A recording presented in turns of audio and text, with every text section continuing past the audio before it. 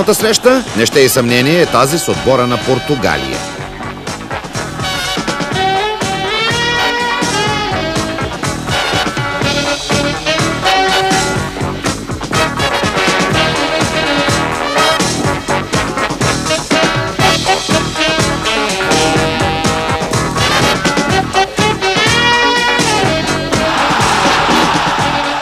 Още от началото българите установяват почти пълно игрово превъзходство.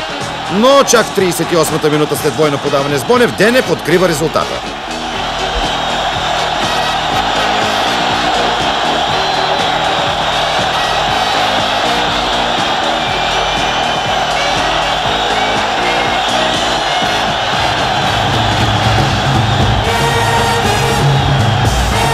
Последваха не една и две атаки към Енрике, но вратарят игра безпогрешно.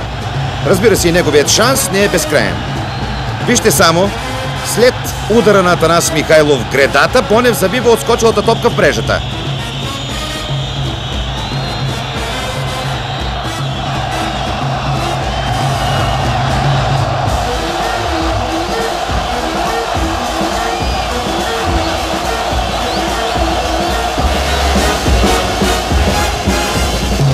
Португалците излязоха от черупката си.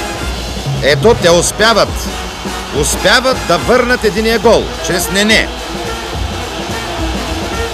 За повече бе късно. Нашите момчета ликуваха. Те бяха направили важна крачка към финалите.